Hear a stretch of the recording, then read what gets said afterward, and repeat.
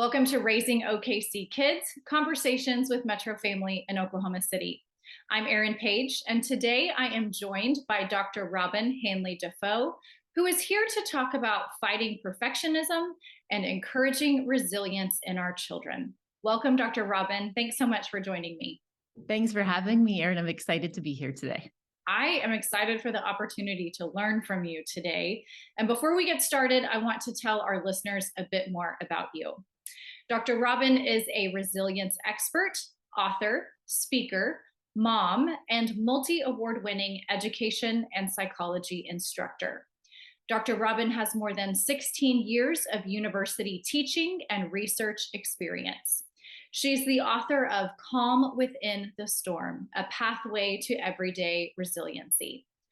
And as a recovering perfectionist myself, one of the things that most caught my attention about Dr. Robyne is your philosophy that we should be teaching our kids to strive for B pluses. So let's start there.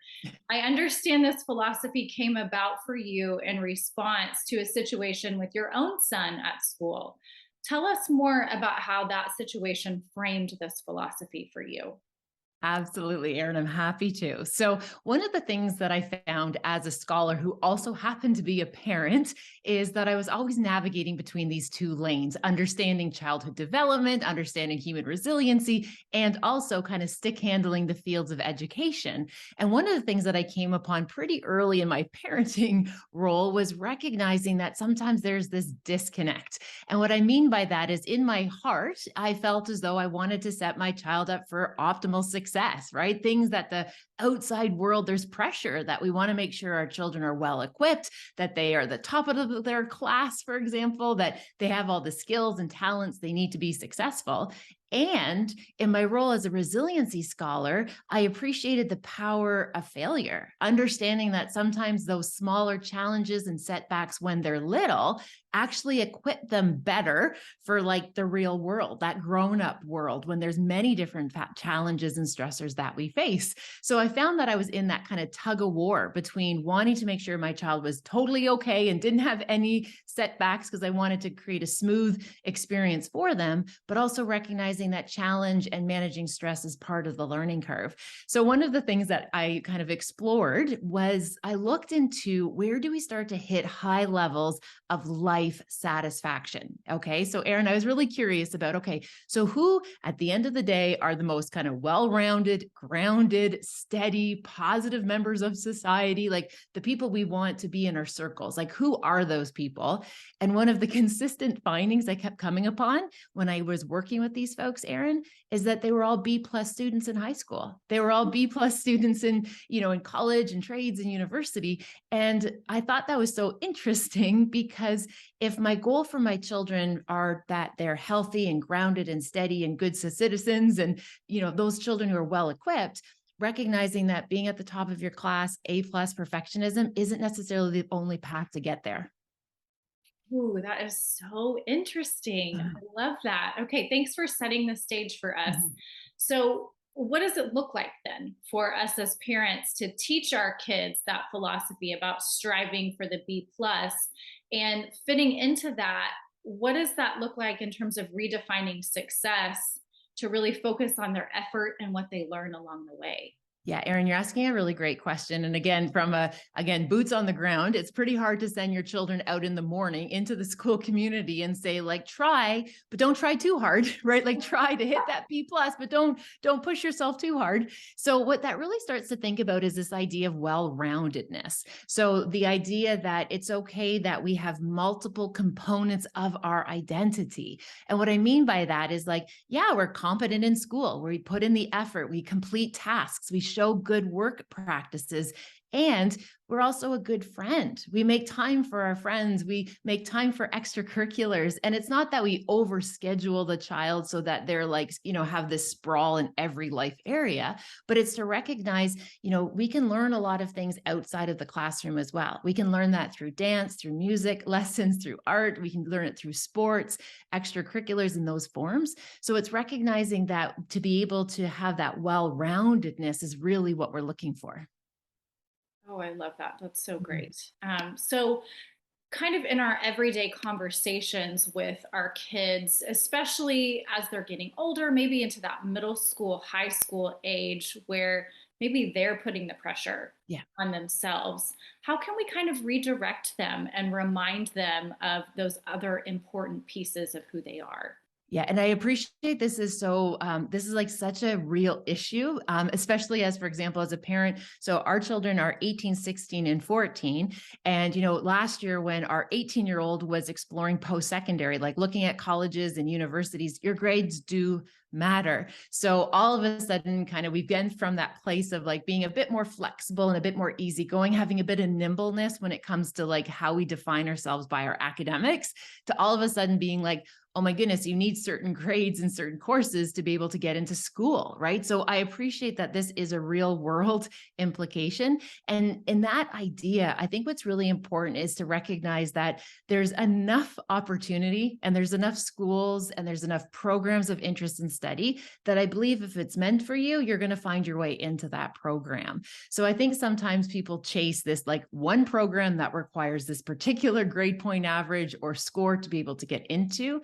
But it's again having what we call cognitive nimbleness or like flexible thinking to recognize there's going to be a place for you somewhere, right? So there's going to be an opportunity for you to continue your education. But again, not putting ourselves in these like really tight, constricted areas where there's only one possible outcome. Giving ourselves a wee bit of variety is going to help with that. That's so great. So we live in this culture right now of perfectionism. I'm Yes. seeing this already with my kids.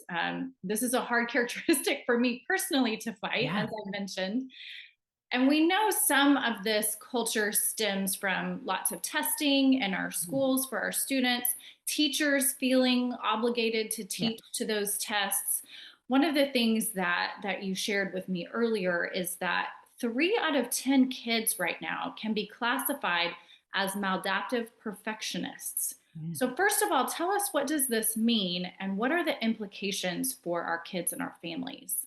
Yeah. So I think what happens a lot for us, and again, it can be very triggering for us as parents when we navigate some of those pulls toward perfectionism and we start to see some of those behaviors in our children. Like it can actually be a wee bit unsettling because we know how much pressure there is within that. We know what that feels like to never feel like you're enough, to never feel as though, you have enough things under your control or you're doing a good enough job. So we don't want to see that within our children. So again, just to hold space for parents and caregivers and supporters, it's very triggering when all of a sudden, you see your child in middle school in tears because they got a 95 on a project because we don't want that for our children. So I think the first conversation point is just kind of reframing, as you said earlier, Erin, what does success look like to us? And one of the things that I talk a lot to my children about and children that I work with is this idea that success needs to be something that's we're defining that's within our control. So that means effort, it means preparation, it means concentration. It means like, did I do everything within the realm and scope that I can do to show up to do a best effort, to be able to do that? And if at the end of the day, you can sign off saying, hey, I did all the things that I needed to do, and that's the outcome, and that's okay. So we have that sense that we did what was within our control, because especially in education, there's always going to be additional variables and there's a lot of subjectivity. So being able to know what it is kind of for me. The other big piece that I would bring to your attention too, and I'm working with, is around a lot of the children I see are starting to really struggle with like anxiety around school, especially around like test taking, examinations, culminating tasks. And, for one of our children, they navigate some pretty big waves of anxiety around assessment, around testing. And they would know all the things, but they would get into the situation, Erin, and then it would just kind of collapse. It would escape them. So one of the new goals of what success looked like for our daughter when she was test taking is whether or not she could have fun in the process. And what I Mm. mean by that is going into that assessment, it was like, okay, so I want you to just go in there, think of it a test as a celebration of what you know, right? So go in there, have a little bit of fun with it, stay loose and relaxed. Let's just see what comes of it. This will not make or break your future. It's one snapshot in time from one subjective test, and let's see how that goes. And what was so fascinating to watch unfold, Aaron, is as soon as we made the goal of success having fun in the assessment, while everyone else was freaking out, you can hold that sense of calm and joy and like even merriment. I'm doing the best I can. This is, my mom's still going to love me, whether I bomb it or I'm doing well on it. What we actually noticed is it alleviated the anxiety enough for her that she was able to have what we call recall, where she actually could remember what she wanted to be able to share because she took that pressure off herself. So again, those little strategies, they're not really radical, but they're very practical, where the student will start to feel better. And when they feel better, they're going to do better. They're going to learn better. They're going to remember better. They're going to feel better about their overall capacity to do school. I love that. A celebration of what you have learned Yeah. this far. I can already tell you I'll be using that with each of my three kids. Good. And I do feel like that message as parents to our kids, that this is just a snapshot in time. I Yeah. love you no matter how you do on this test. I want you to give your best effort. But at the end of the day, this is just one test. It's Yeah. just one moment. So we really do have a lot of power as parents in the words that we're choosing to use with our kids, because then it seems that's what becomes the ongoing message in their own minds as they sit down to take that test. Yes. And what I often share with families, Aaron, is we have so much power as caregivers and parents and supporters, because how we talk to our children will become their inner dialogue. How we talk to our children when they're young is how they're going to talk to themselves as they grow up. So, what I want to make sure, and again, I do my best effort as a mom. I don't get it right all the time, of course. That's not even realistic to think I can get it right all the time. But what I am confident is the internal dialogue that I see our teenagers starting to hold is actually giving themselves a little bit of wiggle room, a little bit of grace, even to just, hey, you know what? I don't have to win every one. I know what matters most. I know what my values are. I know who I am. I know what my character are, what my character and the things that I believe in. And I've seen our children as they've aged and gone into high school, and again, even exploring post-secondary, that they're carrying that little bit of that less of pressure. And the story I shared with you earlier, I'd love to just capture for your listeners is, I recall one of my I have two boys and a daughter. And I remember one of the boys got an assignment back, and the teacher had said to my son that if you would, you got a B plus, right? Which is decent, but you could have tried harder. You could have worked harder, and this could have been an A. And Jax kind of paused and looked at the teacher and said, "Oh no, we only do B pluses in our house. I don't want an A. This is what my mom wants." And it started this amazing dialogue where the teacher is like, "What kind of mom only wants their kid to be B plus?" And he's like, "I don't know. My mom studies like human resiliency, and apparently failure is part of my childhood." So these are the things where those inner dialogues are going to make a big difference, especially in critical moments. Because I think so often our children have these like critical moments as they're developing and learning and growing, where it's like, okay, this is either going to like work for my good, or this might do some harm if I don't navigate this situation carefully. And it's not just thinking about what we go through, but what we grow through. And that idea of like not wasting a mistake. And that's something I talk to my children a lot about, is we make mistakes 100%, but we won't waste them. We're going to unpack it. We're going to explore it. We're going to figure out how could we show up differently next time. So again, those are some of those principles that I think make a big difference, especially in this day and age. I feel like your son might have a future in following his mother's footsteps. That's so powerful. And it's so refreshing to me as a mom of younger kids to hear you say how this philosophy is now shaping your older kids. That whether, we start with young kids or whether we start today with our older kids, that this really can have a lifelong Yeah. impact on how they feel about themselves and their version of success out in the world. Yeah. It's also really powerful to me to hear how the teacher reacted. And I know that I've had such great success with teachers in my kids' lives of kind of talking through, my kids get testing anxiety, and Yeah. here's how they're feeling about this upcoming test. Here's what Yeah. we're saying to them at home. And every time their teachers are so willing to kind of help provide that same message for my kids at Yeah. school, which is just, it's wonderful to have that sense of teamwork with your Mhm. kids' teachers.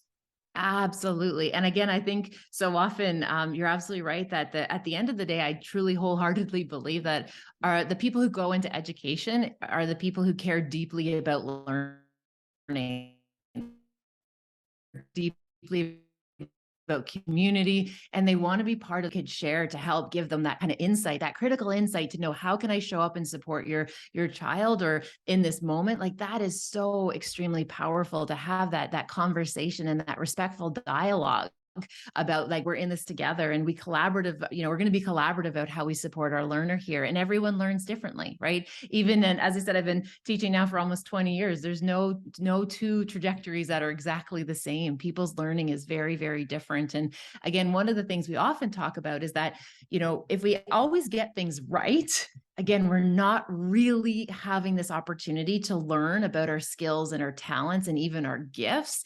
It's sometimes actually through error detection. It's actually sometimes through those setbacks, through those challenges, where we really start to learn about ourselves, about where we want to put our energy and our focus, where we can really be members that contribute, whether it be our family system to our school community. It's sometimes in those little bumpy seasons that we learn the most about who we are and what we're all about. It's a great thing for parents to remember and for us to be able to pass on to our Mhm. kids. Let's talk about work life balance. I know Sure. this is a huge piece of what parents, especially moms, are hearing all the Yeah. time, but you believe this is such an important part of resiliency that we should actually be teaching it to our kids now before they're grown-ups. Yeah. So I'm guessing that first, to teach this to our kids, we have to do a better job of modeling this for them as parents. So how can we better incorporate this philosophy in our families of work life balance?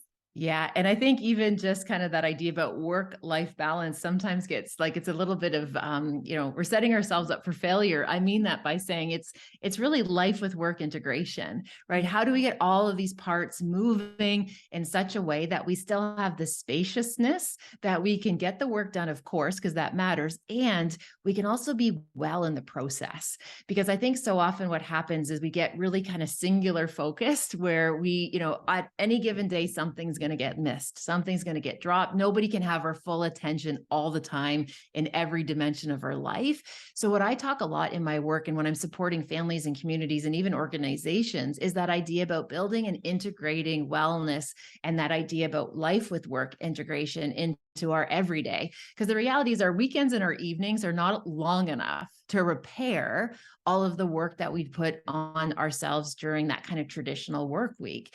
And that's also not even factoring in all of the invisible labor that goes into being a parent and a caregiver, especially for women. And I often talk to, women, especially women who are in professional practice, about this idea that the amount of cognitive energy or like mental focus to like hold everyone's life together, essentially, to know everyone's schedule, to know who has to go where, and we're always coordinating. That actually takes a lot of energy. That takes a lot of focus. So if we're trying to do that and also doing high important work tasks, like something's got to give. So one of these ideas that we talk about is really having clarity, Erin, about what are your values? Like what is it that you want to stand behind and what matters most to you? And when you know what your values are, that helps provide that clarity to know how to strike that life with work balance. So I can give you an example. So I've been working obviously in the academy, and again, I work all over the world with groups. And I recall years ago, our youngest, Hunter at the time was in grade 9. And he said to me one morning, Erin, he said, Mama, I have a basketball game after school. I need you to be there. It's like such a big game. I need you to be there at the end of the day. I was like, no problem. And of course, I even was feeling like a little bit like prideful that like my kid still wants me to come to his practice, like to his game, right? Like I was feeling, oh, I'm doing okay. My teenager still wants his mama around. So I got to the workplace and I told everybody, I'm like, hey, I have to leave early today. Hunter has a big game after school. And everyone thought that was great. And when it was time for me to leave, Erin, I was walking out of the office and someone said, oh, wait, just a second. One quick question for you. I was like, okay. And somebody else needed me to sign something. And somebody else had another question. And by the time I finally got out of the school and got to where Hunter was playing basketball, I got there at the fourth quarter. Okay. So it was almost over, but I felt relief because I thought, oh, I still made it. The game was still going. And when the game was over, Aaron, Hunter came to the stands. And the first thing he said to me was, "I'm glad you're okay." And I'm like, "Yeah, I made it." And then there was this pause. And Hunter asked me, "Have you ever been late for a keynote, Mom?" And I'm like, "Well, no, I can't be late for a keynote." He goes, "Have you ever been late for an interview or a podcast or to teach?" And I'm like, "No, Hunter, I can't. That's my job. I'm not allowed to be late." And he said, and it wasn't ill spirited, it was in just full vulnerable. He said, "But you can be late for me Mm. when I told you this was so important to me." And Aaron, that was like a picnic table to the face. Like my heart broke in that moment. And I realized I tell everybody my values is family, my faith, my family. And I realized I wasn't living in my values. And so in that moment, I made the commitment to Hunter. I said, "Hunter, my new non negotiable will be, because I told you I will be at an event, I'll be there no matter what. I will get there no matter what for the start of it." Which now means in practice, Aaron, I walk out of meetings that are still going on if I need to. I end phone calls quite abruptly if I need to, if I've made that commitment to my child. Because the reality, 90% of our jobs, like it's fine, it doesn't get in the way, but that extra little kind of 10% on the end, when that starts to encroach on our children or our family systems, that's when we're going to start to build resentment and frustration, and we feel like we're not doing a good enough job. So when I think about life with work integration, it's clarity of values and know what are your non-negotiables. And as long as you show up for those non-negotiables, you're going to be able to get your stride where you get to do all the things, just maybe not all at the same time. Thank you for sharing that story. I know I can absolutely relate to that. I know so many of our listeners will be able to Thank relate. you. And thank you for giving us permission that we Yeah. can say no and set those Yeah. boundaries based on our own values. That is Mm, so refreshing and freeing, I think, mhm. for moms, especially to Yeah. hear that message.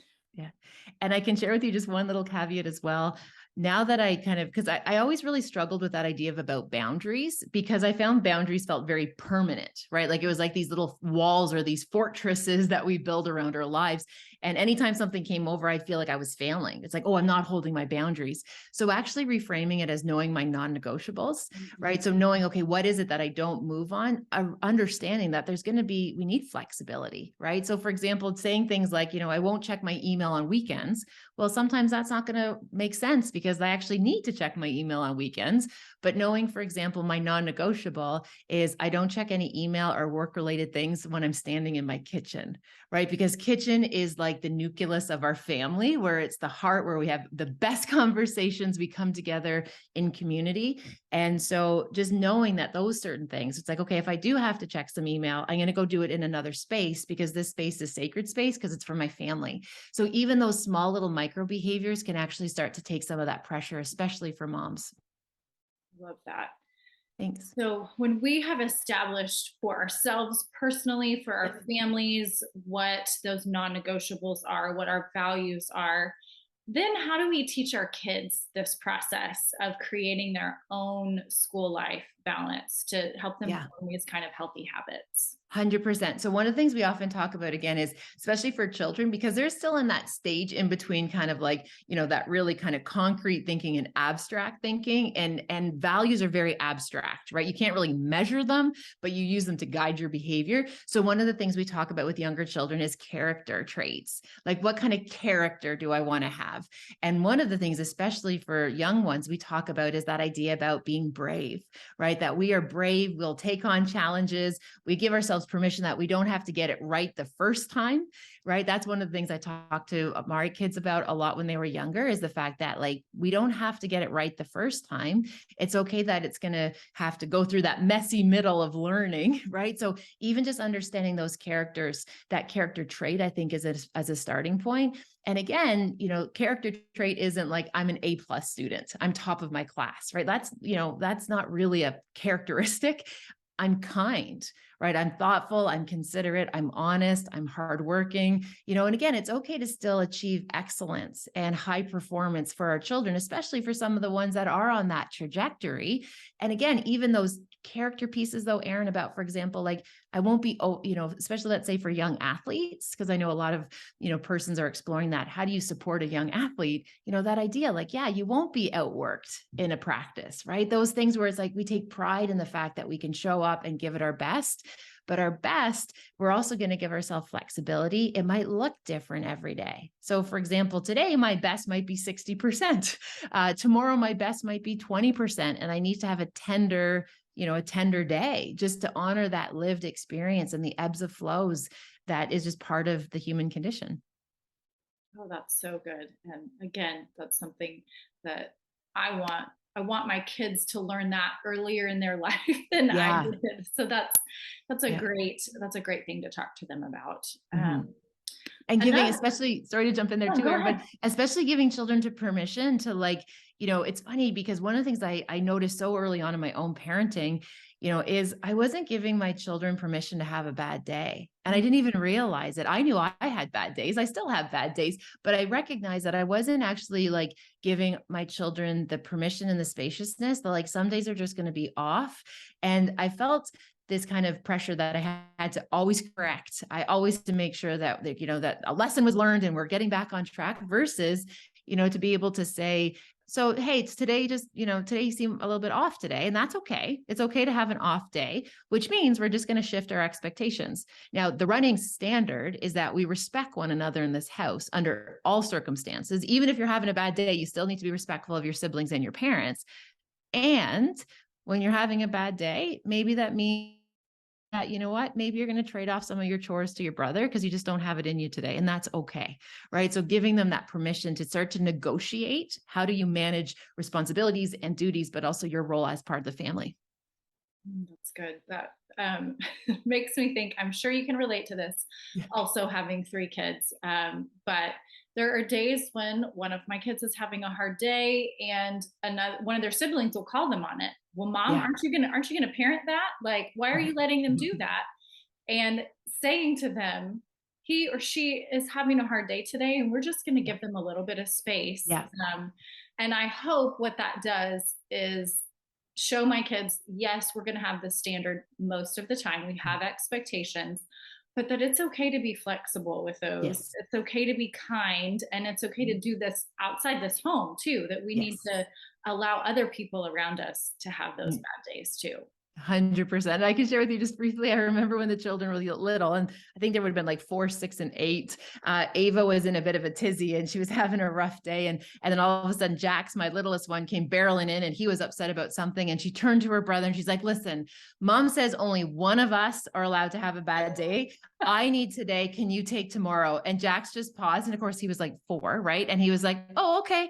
And he just kind of like re-regulated himself and just kind of was like, "Okay, well." And he said, "I'm taking tomorrow. I'm going to have the worst day tomorrow." I'm like, "Jax, you can have the worst day tomorrow, buddy. I promise. Mommy will be full on point, head and heart with you, hands on tomorrow for your bad day. But today is going to be your sister's bad day." And again, it's just that's what's so amazing about children is the fact that they have this natural like curiosity and this like play where as long as we don't make everything so serious and so intense, we have lots of wiggle room, right? We have lots of wiggle room to do redirections and reframes and just allow that little bit of a shift.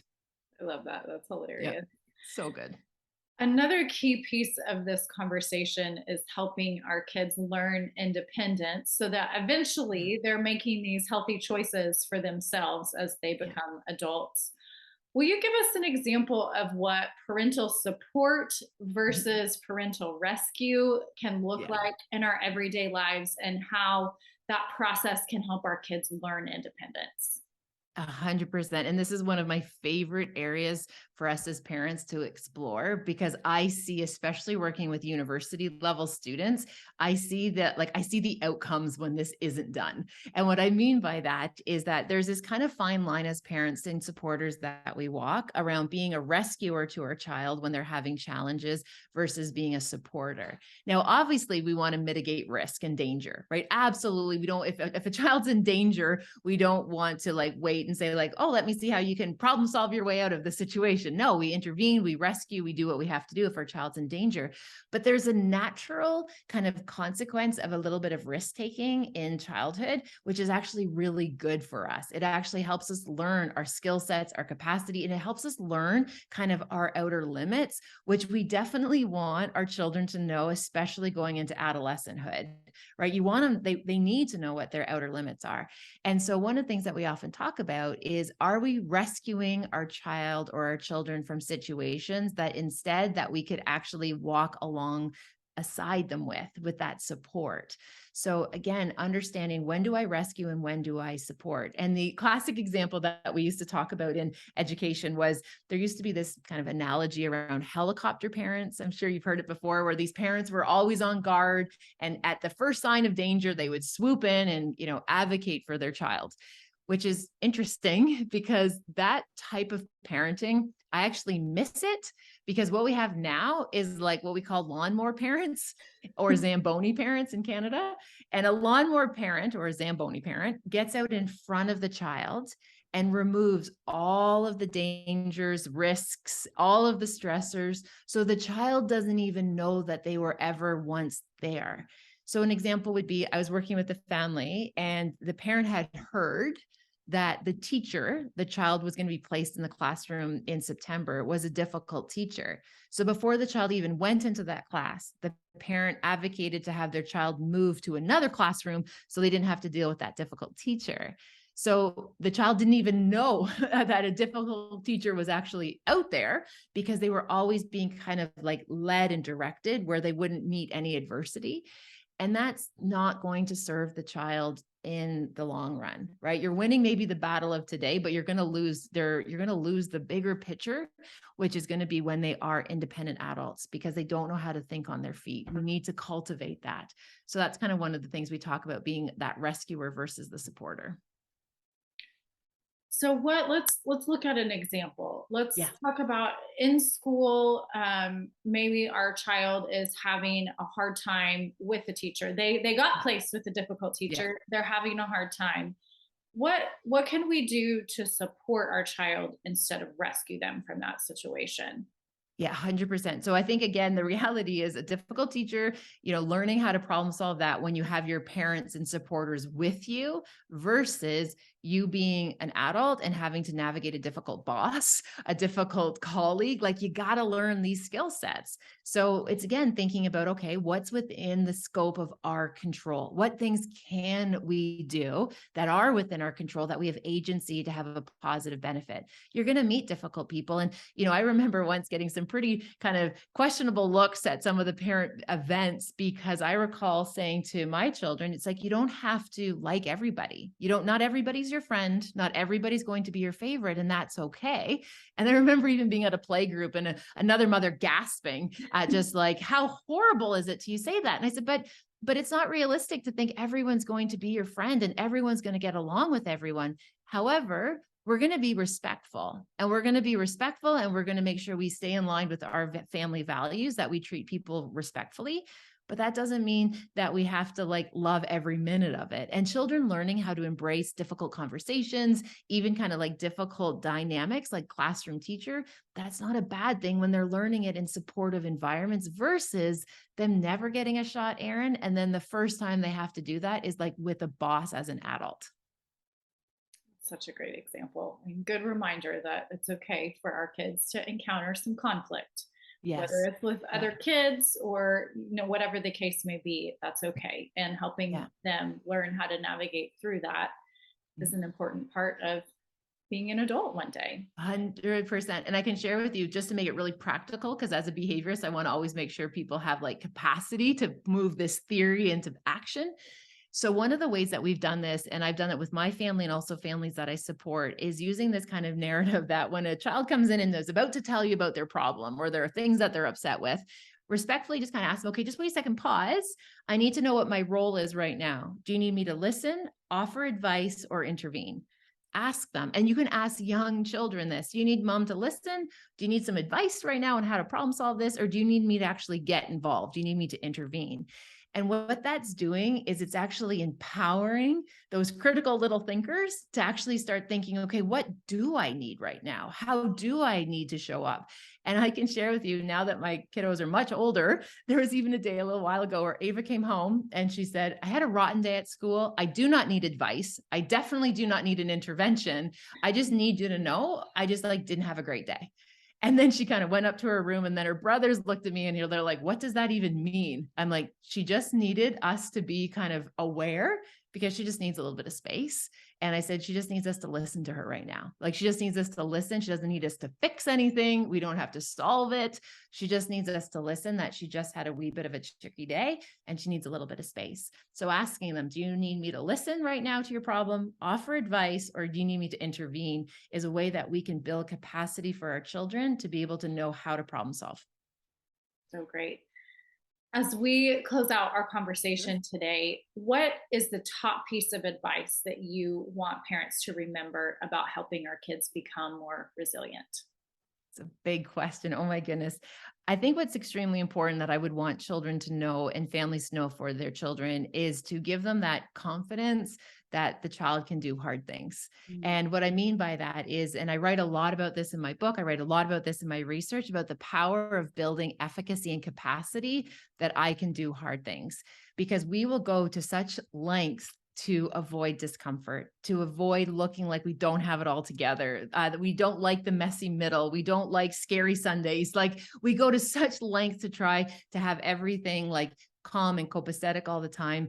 But we also need to really remind each and every one of us, even ourselves as grownups, that we can do hard things. We do the hard things every single day. And sometimes it just takes a little bit of courage to just kind of get into that first step and the rest will fall into place. So just that little reminder that we can do hard things and we do it every single day. And that's okay.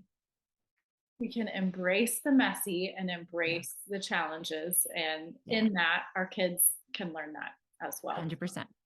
Thank you so much for joining us today, Dr. Robyne. This has been such a refreshing and encouraging conversation. I know I've got lots of great new perspective for my own household, and I know our listeners will as well.